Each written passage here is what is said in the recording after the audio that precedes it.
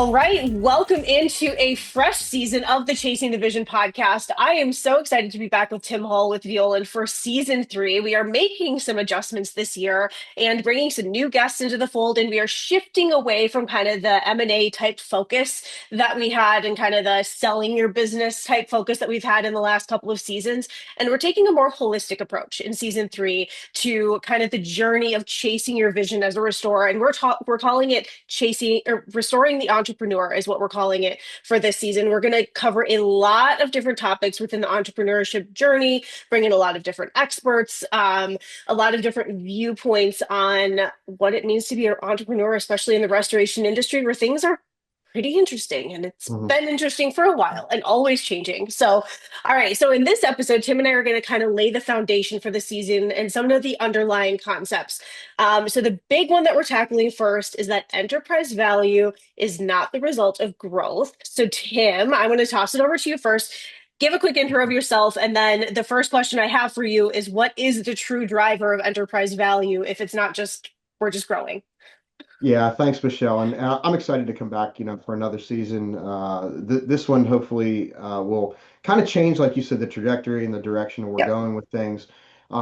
Especially in light of all the discussion about mergers and acquisitions and private Yep. equity involvement in the industry and the impact that it's had on businesses. It seems to be, I want to say, maybe an unhealthy emphasis right now on selling your business as a badge of honor, and and that being the end game, whether you like it or not. And the fact is that a lot of businesses are not created with the intent to sell. So it Hmm. doesn't have to be the end game for you to be successful in what you do. And you're right. I think this idea of focusing on value and enterprise value in particular of a business, and what are the good disciplines that are necessary to get a business valued where the owner might want them, whether it's exit strategy or not, really, Yep. is kind of the point of emphasis here. But to your comment earlier about value not necessarily being the direct byproduct of Yep. growth. Growth is a funny thing, and we've got this kind of term out there that everybody wants to scale their business, and cliche terms come and go, and we're notorious for it as consultants. We've got we'll have a different term next year, but I Yes. think scaling has kind of like, in my opinion, outworn its welcome, Hmm. because it implies that if you're able to scale your business, that you are successful, or that you've built a valuable business, and that simply isn't the case. Scaling and growing a business just amplifies the things that are already there, Yes. good or bad. Yes. So I want us to take kind of a step back, if you will, maybe focus our efforts this season on the fundamental disciplines of what it takes to build a valuable business. Perfect. Okay, so kind of to kick it off, where do you see owners most misinterpreting growth as proof that they're building value? We hear a lot of restorers talk about, their top line revenue, but revenue is not everything, right? So, what's your take? No, I mean, you're exactly right. It is always revenue. That's the first question that somebody asks. Well, how big are you? And look, I mean, some of it is meant to like puff your chest a little bit. I've got so much top line revenue. I've got so many employees or so many trucks or locations or whatever. But other times it is really kind of just to build perspective. So if you're going to have a business conversation with somebody and they're going to talk about employee issues or cash flow issues or whatever, you want to know, is that relative to where I'm at as a business? Mhm. And so when it comes to maybe casual conversations, it might be okay, but it's certainly a lot different. Top line revenue means a lot of different things to different people. And when we talk about the enterprise value of a business, top line value is not or should not be a leading discussion point. No, I'm sure both of us are the same. When you think across the industry, you can think of a lot of companies of many different sizes, and their profitability and their margins look wildly different despite what that top line number is. Yeah, Yeah. yeah. So, at what point do you see growth starting to destroy value instead of adding to it? Oh, well, I mean, the biggest one's cash flow. You can see that one coming from a mile away, right? You can grow a business and a very profitable business. I just happened to work from earlier for one earlier in my career. We were really profitable in the work that we did, and we scaled the business Mhm. to almost 100 million in revenue. Um, but the bank still called the note when we had too much money out on the line. And so you could be a very profitable, very large business and still run out of cash. So, the thing about scaling and the growth conversation that we started this with is, again, it amplifies the things that are already there. So if you've got cash flow issues and your AR is hanging out there at, say, 60 to 90 days consistently at two, three, $4 million in revenue, yeah, that's an inconvenience at that point. You do that same thing at 20 million, 40 million, 80 million, we got a problem. And the problem becomes larger and larger the larger you get. You have to borrow Yes. the operating capital, to fund that ongoing operation. And the cost to borrow that money quickly becomes bigger and bigger and bigger. I mean, we call it feeding the monster, right? Don't feed a monster. I mean, create something that is good from the start, and then as it gets bigger, then you're not having to make bad decisions. And what we end up seeing is they compromise price, they compromise quality Hmm.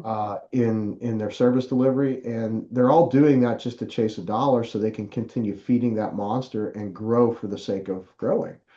Um, and it's a can of worms you open up, and it starts leading just a whole host of other issues, and ultimately it'll devalue a business in the end.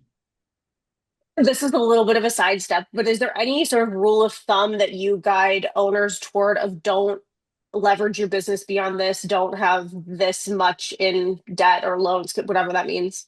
Yeah, I mean, that's a complex question, Yeah. Michelle, and I'm not going to avoid it, but I will say that there are metrics that require good financial records to look at. But Yep. one of the biggest ones, if the audience wanted to go look one up, would be a ratio called a times interest earned ratio. So it's your net profit, divided by the interest that you pay. And what you're doing there, that might actually be opposite. But anyway, it's a ratio that looks at the interest that you incur as an expense every year and the profit, bottom line profits that your business makes. Obviously, the higher that ratio, the better. Um, but that is not it's not a dirty word, right? It's not a bad Yep. word, but you have to use it in the right ways. And Hmm. if operating capital is being borrowed to grow a business that is profitable already and employs the good disciplines that you want in your business, then that operating capital can be used to fuel the growth at the bottom line, and regardless of what the top line's doing, right? Yes. I just saw a good example in the news this morning, actually, like a real world example. There was a major restaurant chain that just filed for bankruptcy after just touting that they just had this big growth, big expansion. We added all of these stores, we did all of these things, and now it's like, "Oop, but we took out too much money. Now we have none left, and now we're bankrupt." So, Yeah. And look, I don't want to give people the impression that because you borrow money, you're going to go out of business, or no, your business is not, or because you have cash flow issues, your business is failing. yeah, It's a pretty good lead indicator that something's wrong, and they may be those discipline things that we're going to talk about this season that need to be corrected and can be corrected. But yeah, yeah, don't get kind of caught in the trap that just because I have to borrow money, that's a bad thing, and my business isn't no, going to grow because of it. The best correlation that I always tell people is that you think about Shark Tank, okay? And I know we've probably made reference to this in season one or season two of this podcast. There's a reason that those entrepreneurs, the great ideas in business, they go on that show. yep, And it's not because they have failing businesses. It's no, because they've reached a point where they need operating capital to kind of yep, chase their dream and get the business to where it needs to be, whether it be, yes. manufacturing or marketing. I got a client I'm working with right now. It's just like that. They've got triple digit growth over the last 2 years in working with us. Introduced a manufacturing line, and all that stuff's expensive. We made a lot of Mm, money last year, but we also reinvested a lot of that money into the business. So yes. Perfect. And yes, I did not at all either mean to allude that borrowing money is bad. So it certainly takes that to grow a business in many ways and to get to Absolutely. next level, next level, next level, to just doing it smartly, I suppose. Yeah. Um, okay, so you were somewhat alluding to this, but let's go into the topic of owner income. The more profit a company makes, maybe the more an owner might be paying themselves, but the personal income and enterprise value are not the same. So how common is it for you to see owners to be making great money while their enterprise value is actually going the opposite way? And how do you avoid that? Yeah, unfortunately, it's probably more common than you would think. Yeah. And there's a lot of reasons behind this. And maybe one of the future episodes we can kind of go a little deeper into this. But um, it's very common for owners to enjoy the fruits of their labor, right? Mhm. And I'm not here to criticize anybody for doing that. Look, entrepreneurs are entrepreneurs. By definition, they take risks that are in concert with an expected return. If there wasn't a return there, they wouldn't take the risk, right? Mhm. Um, Yep. but I think understanding fundamentally what the purpose of the business is kind of puts it all into perspective. You Mhm. can't have your cake and eat it too. Like if you're going to take all the profits out of the business, you can't expect to have much to reinvest in it. Yeah. So I think a healthy combination of the two, if in fact you want to grow the business and you want to achieve, we talk about sustained profitable growth is our philosophy in working with clients. But we see this all the time where, and I had a client one time come, like the first couple of weeks we started working together, and I was a young consultant at the time, and he said, "Look, I don't care about my employees. I don't care about the customers. I certainly don't care about insurance companies. I just want to make as much money as I can." I'm like, okay, well, I'm glad we got that out on the table. Good thing you're Obviously, honest. our relationship did not last very long. Um, Yeah. but that I'm not here to criticize his motives for wanting to start the business. I'm not a Everybody has judge. different reasons for owning and running a business. Right. It just didn't Yes. align with our philosophy and how we Yep. work with our clients. But it's very common for business owners to take cash out of the business or take benefit from the business in the form of expenses. That is money that could be used to reinvest in that enterprise, right? And if we look at a business, I'm going to kind of skip ahead a little bit here, but it Yep. goes well with the conversation. Um, if you look at the business as a piece of real estate, right? Your home, for example. Um, most real estate appreciates at a pretty steady rate every year. It's a safe investment, but value is in the eye of the beholder, right? It's by Hmm. definition the worth that somebody places on something they're willing to pay for. Yep. So if somebody looked at your house today to buy it, um, have you painted recently? Have you replaced the flooring? Have you upgraded your furnace? Have you maintained the thing, let Yes. alone reinvested in it, right? And businesses are the same way. We see this come out all the time. When we look at businesses, you can tell by looking at their fleet. You can tell by talking to their employees. We see technologies that is way outdated, needs upgraded. All of those things.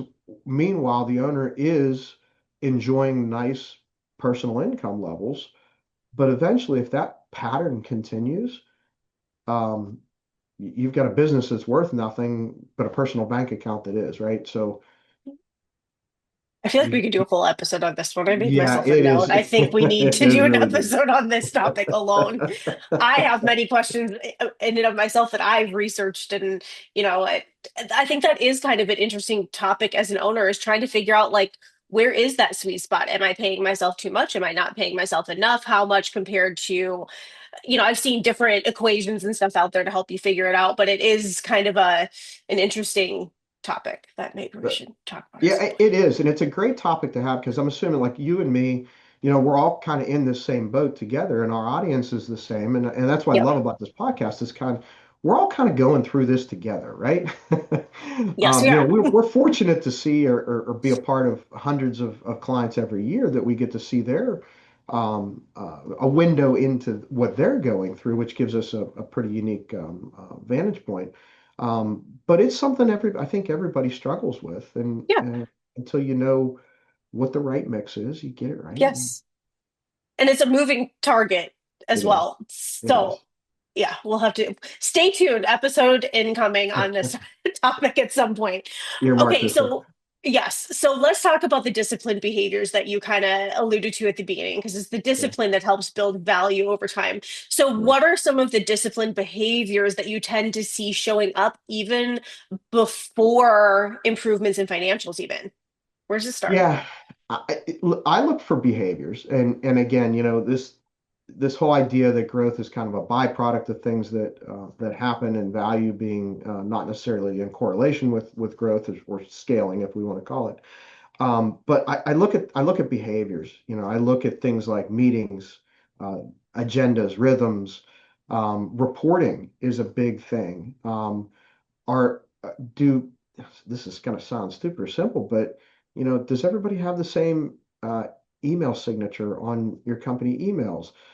Those they tell stories, right? I And do. you don't have to be OCD fussy about stuff, but you have to have respect for processes, procedures, things that are good for business.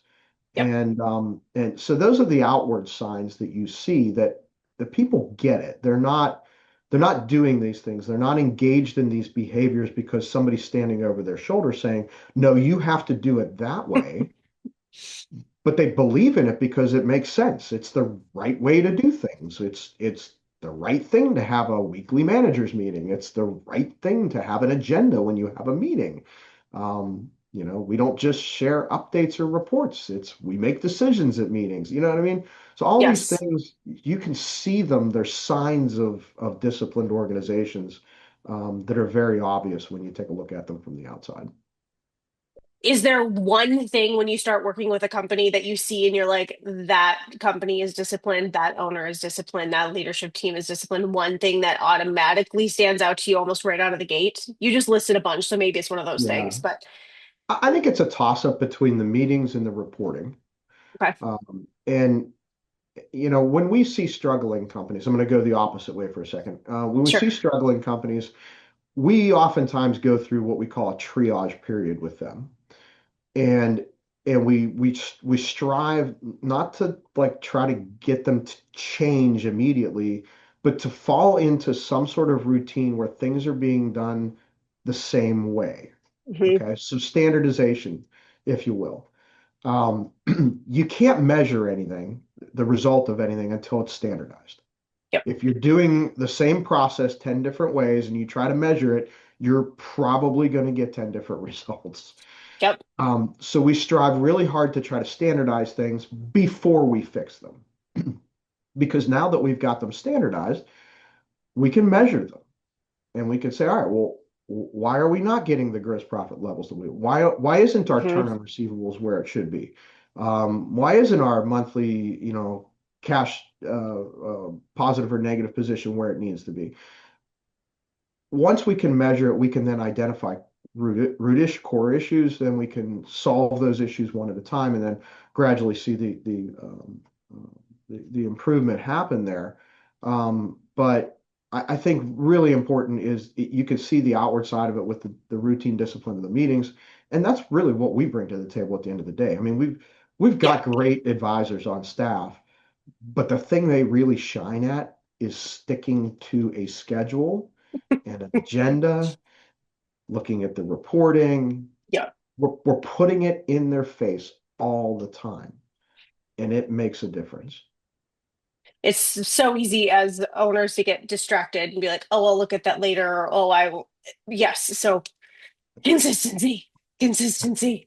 Yes. Shiny object syndrome. It's fine. We all Oh, suffer from and, it. and look, even the most disciplined, I'm the kind of guy that gets up at the same time every morning. I make coffee. Like my routine, if I was a wild animal and you were a hunter and wanted to knock me off, it'd be pretty quick because I'm pretty predictable, right? And I thought before I bought the business from Chuck, I spent my whole career running businesses for other people. And I thought, Mhm. oh, shiny objects, right? Oh, I can't tell you how many I've seen in the last year. It's like they Oh come yeah. out of nowhere. They come out of nowhere, and then it's a different, like, yeah, well, anyway, yes, shiny objects. I get it. Okay, so you kind of segued into something else. You talked about the transition of ownership between you and Chuck. And so a hidden enemy of value is owner dependency and the amount that the owner is involved in the business. So, what are some of the clearest signs that you've seen that a company might be too dependent on the owner? Yeah, I mean it's day-to-day decision making is the answer. You could look at their text messages, look at their emails, their voicemails, just simply follow them around for a day and listen to the questions that are asked. Mhm. Here's a problem, here's a problem, here's a problem. I think it was the Monday Morning Manager, series that was written, um, or the monkey, the monkey to get the monkey off your back. Yeah. And if the monkeys they keep coming back to the owner, problems, day-to-day decision making. Here's Mrs. Smith, here's her issue on a job site. What do I do? If those questions are being asked to an owner all the time with routine, then there's a dependency there. There's a problem there. So, how do you start that shift? Kind of what's the first step to remove the dependence on the owner? I mean, I think everybody will say delegation, right? So, Sure. Michelle, if you work for me, I'd say, Michelle, this is your problem to own, and you Yeah. know, go for it. But really, it's putting authority in the hands of the decision makers because you can tell somebody this is your decision to make, but if they don't have the financial authority to make that decision, they're never going to own it. Yeah. They'll just Yes. come to you as the owner and say, "Hey, let's talk through this. What's your opinion?" And you go, "Well, I think we should do this," or "If I were you, I would do that." They're going to take that as an order, Hmm. point blank. So get back to good disciplines about budgeting. It's why we have a budgeting exercise every year. Hmm. There's your department budget. If it's in your budget, you've got the authority to make that decision. If it's an out of budget decision, okay, now let's talk about it. Um, but those should be few and far between. Do you ever run across owners who are like, "Oh, my business isn't dependent on me. They've got it." And then you look at it and you're like, "Oh, I don't really think that that's the case." Yeah, Or is it more I the think opposite? uh, on the surface, I think you hear those types of comments. Yeah. Um, but deep down inside, once you kind of peel back all the layers and you get that tough exterior, the entrepreneur, off, they know. You know. I mean, you Yeah. know. Yeah. Anytime you get a question from an employee or an issue that lands in your table or your desk, and you're like, do I really need to deal with this? But I think the real question that you might want to ask, Michelle, is how much do they enjoy it? Hmm. That's A lot of that's done by design, yes. whether it be control issues, ego Yeah. issues, whatever. They create this kind of stigma that the business can't live without me, and they feel value in that. They feel Yep. value in that, but is Yep. there value in the business? No, I mean it's a business is referred to as a third in the third person for a reason. It's an it. It's not a me, it's not a you, it's not a us, it's not a we, it's an it. And if it's not, if it doesn't operate that way, you got nothing more than a job for the owner. Yeah. And Yes. the employees are just a bunch of hired hands that are resources running around, and that only gets so big. So, how common is it? This is a little bit of a sidestep, but I've heard tales like this where the owner has built up a great team and the company is running independently, mostly without them involved in the day to day. But then, maybe as they grow or maybe something happens, and all of a sudden the owner needs to be back in. All of a sudden, the owner needs to be back in the day to day because something has shifted. Is that kind of, I don't want to say common or normal, but does that mean that the company was never independent of the owner, or does that just mean that's just kind of how growth of companies goes sometimes? And sometimes the owner does need to step back in, be Yeah. re-involved, re-engaged on a more day to day. Uh, I mean, okay, so let's put that into context. I don't think it's a bad thing. Okay, it's more common than you think. And when we talk about Yes. owner independence in a build in a business, we're not talking about owners leaving the Leaving. business. Okay, we're Yep. not, absentee ownership is a whole different discussion here. Hmm. Owners should always be engaged in their businesses Yep. to one degree or another, setting them up fundamentally so they operate independent of the owner's day-to-day decision making is what we're talking about here. Setting the long-term strategic direction of the business, okay? Analyzing performance, professional development for senior leaders, coaching. Those are all appropriate things at mature levels of an organization. You lose key people. Things happen, right? Hmm. Lose key customers.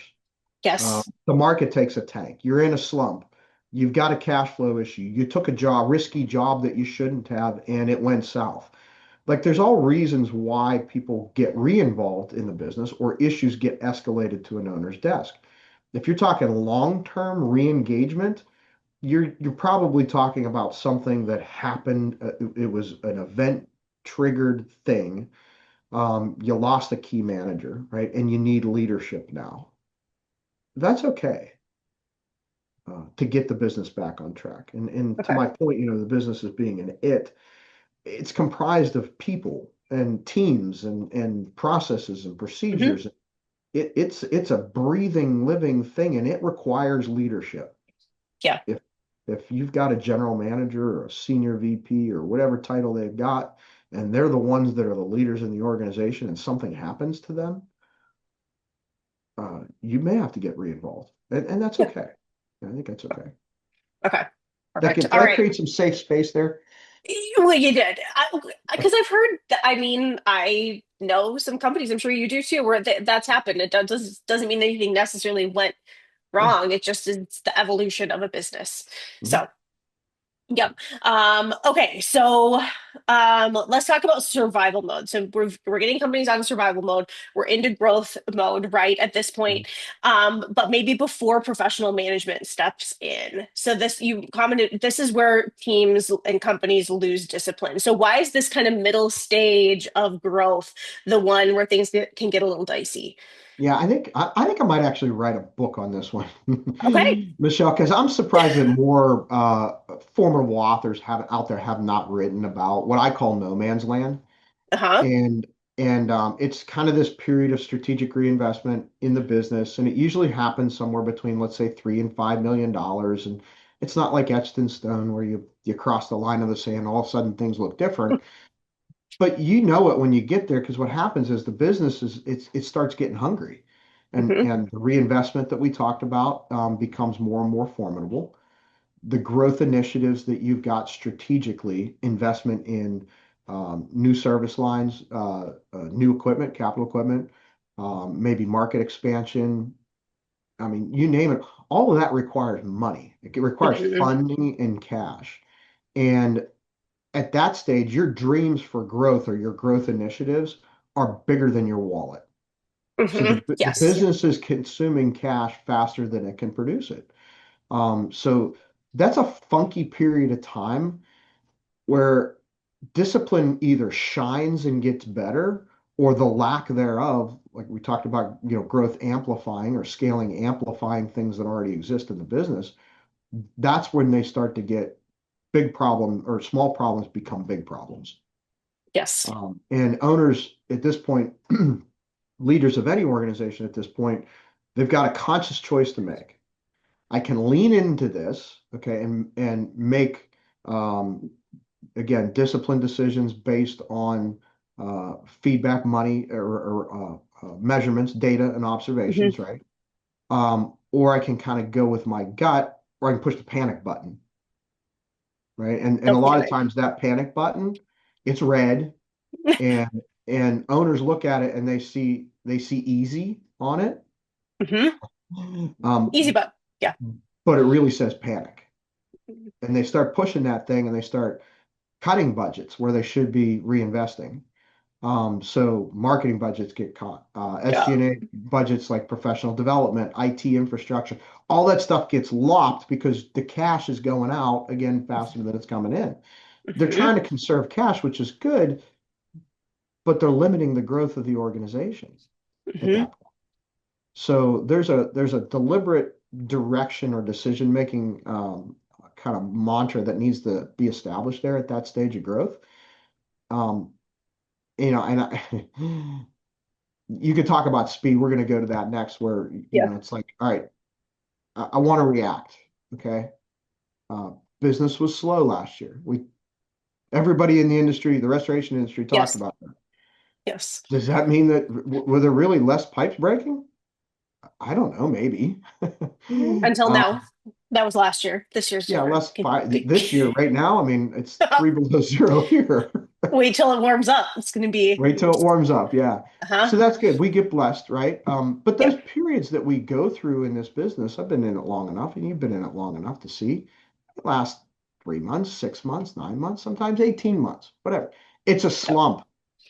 It's not a major market shift. There are things happening that are influencing claim frequency, don't get me wrong, Yes. but it's going to get cold again, right? We're going to have more storms. There's going to be We're more gonna weather. have more storms. These are Yes. slumps, and sometimes those slumps coincide with this capital reinvestment period. So you're pushing the panic button, right?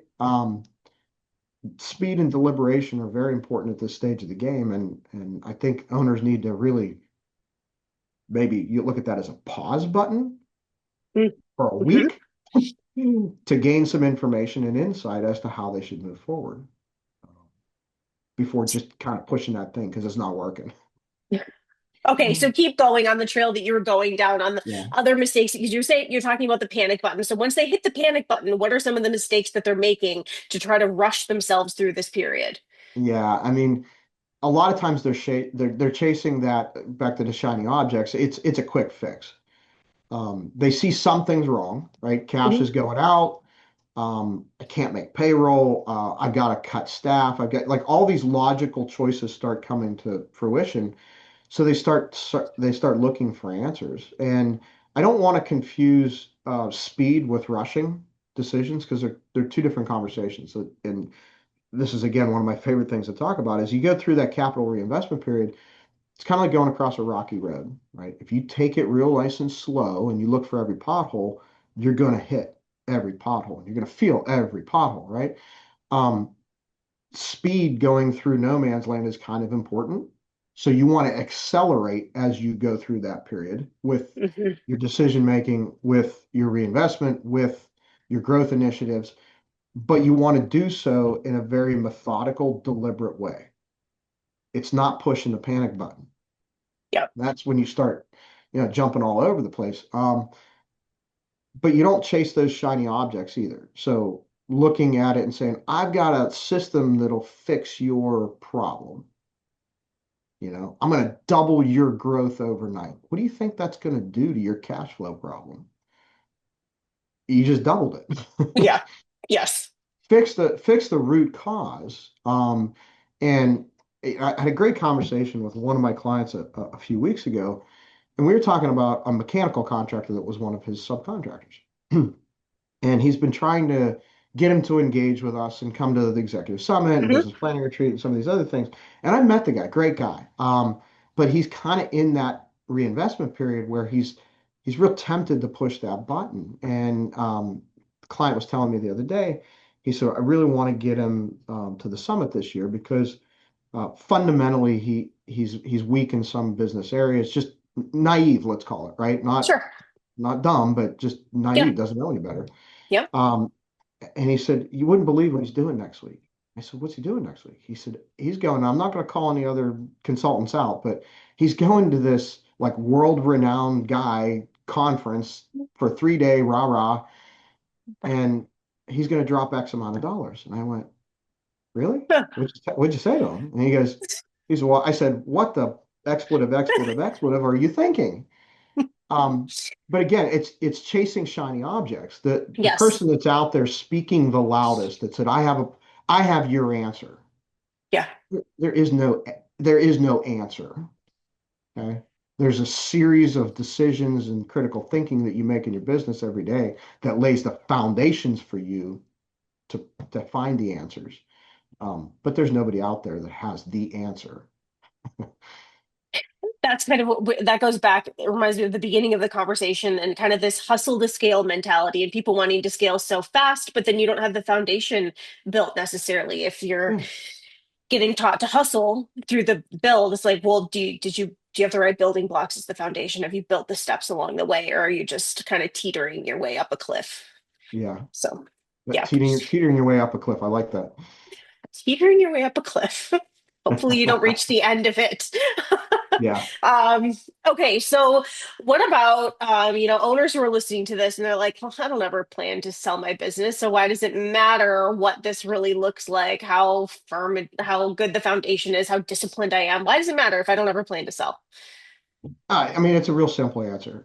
Any business that's set up to be transferable, what we call exit ready, is a desirable business for anybody, whether it's the owner of the business, a buyer of the business, their heirs, their employees, like anybody. If your business is exit ready, you've got a good, valuable enterprise on your hands, Hmm.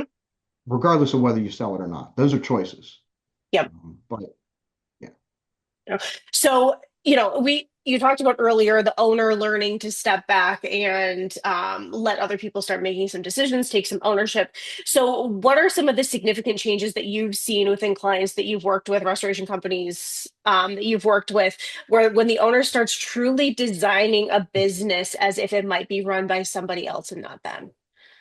Yeah, I mean, it's a mindset set shift with the owner and the staff, really, because if the staff isn't accustomed to that or isn't prepared for it, then it's kind of a shock to the system there too. But once the owner gets their minds around the fact that, hey, I've got this thing, it's an it, it's not a we anymore, but it's It's an it, it. and we can create stuff with this thing, like it produces things. Now we've got an investment on our hands. And then the managers and the employees of the business look at it and they say, you know what, I've got some responsibility with this thing. Mhm. For this thing to keep running, I need to take ownership of what I'm supposed to be doing. If you're in the finance and accounting department, your job is to create timely and accurate reports so management can make good decisions. If you're Yep. in administration, the back office organization, the stuff that makes everything go round, you've got to own that. Operations, like we need happy customers. Sales and marketing needs to make the phone ring, and all of a sudden it becomes an owned responsibility. Hmm. I love that, that book that came out a few years ago, a number of years ago, Extreme Ownership. It's a Yeah. great framework for how this shift happens that you're talking about, Michelle. And you can see it in the owner, in the management team's eyes. Now all of a sudden they're empowered to make those decisions for one, but they start viewing profitability differently. It's not Yes. just profit for the owner anymore. It's profit because we need that profit to do the things we want to do next year with this business. Hmm. It becomes a need. Profit becomes a need for the business, fuel for growth, not just for the owner's wallet any longer. Yes, that makes good sense. And in my head, I'm like, are there owners that think that profit just that goes in their pockets? Because that, Yeah. anyway, I digress. I won't go there. Okay, I'm okay, so the next question that we had, I feel like we've already talked through. So I'm actually going to kick it to maybe kind of a closeout question and ask you what you think is the single hardest discipline for owners to kind of grasp that ends up limiting their overall enterprise value. That's a hard one. I think, the key here to this question is resisting. Hmm. There's a lot of entrepreneurs out there, present company included. Like I'm not an expert in everything. Nobody is. Yeah. I'm good at certain things, and I've got a lot of experience in certain things. But there's owners that are out there that are, just kind of lack education or experience in the fundamental areas of business. Maybe it's financial management, maybe it's hiring, maybe it's technology, maybe it's business development, sales and marketing. Like they lack the knowledge and experience in those things, but they're not resistant to it. Hmm. Um, so the resistance is the key part. I'm going to double up on that term discipline for a moment. I think of all the things we see with owners having a hard time resisting is employee discipline.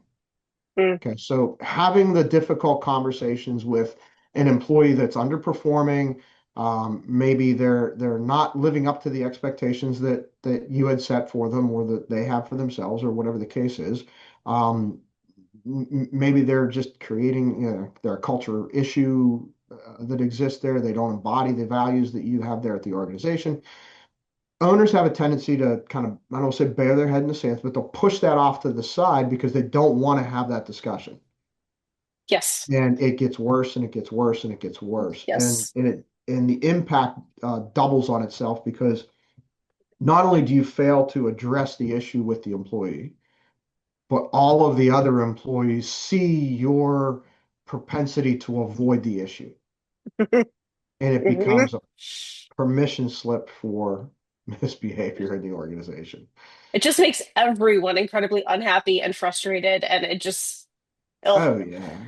it, And really, I mean, the A players will leave because they won't yes, tolerate that. yes, Yeah. yep, So that is. don't avoid the hard conversations. I feel like I made myself a note and circled it. That might be another topic that we could talk about, how to navigate the difficult conversations in business and bring in somebody Absolutely. to join us in that conversation. Because that is Yeah. tough. That is very hard as an owner, especially depending on your personality and maybe your leadership style, all of those different things. Navigating those conversations can be difficult. So, Yeah. Yeah. yeah, And the avoidance, I think, again, get back to that. I think the avoidance is almost worse than having the conversation and having it in the wrong way. yeah, Throw it out yes.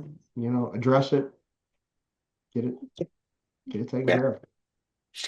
Okay, so let's talk really quick about this season in general. This goes back to an article that you wrote Yeah. 12 years ago now in R&R. Is it That's that fine. long? So I think so. Didn't it say 2014, I think. Wow. Holy cow. So yeah, so 12 years ago. So now we're kind of revisiting this overall concept and we're talking about restoring the entrepreneur in general. So what are some of like the things that you're most passionate about in this series and this season looking that you're looking forward to talking about the most that you think needs to be heard the most, maybe?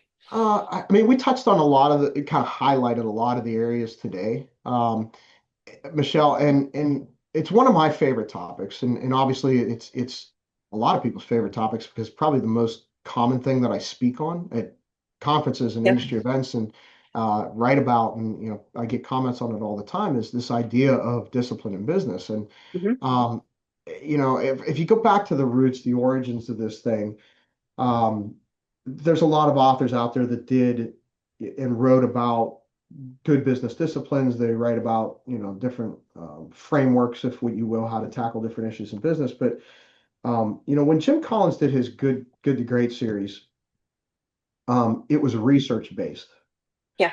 and I think that is really what carried a lot of weight, not just for the business world, but for me, Hmm. because I'm a numbers guy, right? And I'm a Gen Xer, right? And we're all in that same boat where we were of the mindset that if you told us we couldn't do something, we would go out and do it to either prove you wrong or prove you right. Yeah. But don't tell me I can't do something. But Yeah. when you put facts and figures on the desk and you look at them and you see patterns that are undeniable, um, you've got to pay attention to it. Hmm. And that whole series that he wrote, that in a lot of ways was the inspiration for the article series that I wrote and the presentations that I've done, is the one that didn't get as much credit was how the mighty fall. And that was a byproduct of all the other data. Like they were looking for patterns. Hmm. This Collins' team was looking for patterns in the successful organizations, but what they ended up with was a whole pile of stuff for the ones that failed.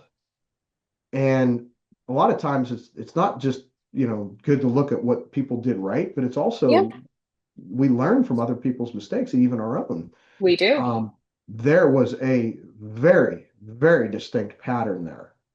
And you can see companies that are in that growth mode, in that scaling mode, fall victim to those traps. Hmm. And one of my favorite I think he outlines 5 or 6 steps that are lead to the decline of an organization is the undisciplined pursuit of more. Mm. Interesting. And that one really hits home. And that's what kind of made me come back to this and say, okay, if we're going to grow an organization and it's not for lining the owner's pockets, it's not Hmm. for generating a quick return for the shareholders. If we're going to build something that is long term and fits into our sustained profitable growth philosophy as an organization, let's go back and let's look at the root contributing factors, the disciplines that lead to that, Yeah. and let's focus that area. So I don't just enjoy it, I'm passionate about it because it is sustainable. Hmm. Um, you might have a buddy in the industry that makes a bunch of money now, or on the surface you might see all the fancy things that they have, the boats, the vacation homes, the whatever. Um, but what's it look like 10, 15, 20, 30, 50 years down the road? Is that business still around? Was it And is disciplined? that what you want? Is that Yep. what you want? Don't say you want it and then don't do the things necessary because it does require sacrifice and discipline now to get there. So I don't know if I directly answered your question, Michelle, but You did. Yeah. I'm It was good. passionate about it. Yeah. A lot of things in life that are worth it require work, and businesses are worth the work. So, Yes. yes. Okay, Tim. Well, thank you so much. This was a great first episode to kick off the series. People who are listening, be sure to check out an updated approach to this concept that Tim has been talking on for years. There's going to be an updated article in the next issue of CNR, so be sure to check that out. And we will be back with more episodes on this restoring the entrepreneur topic. So, Tim, thanks so much. Great. Thank you, Michelle.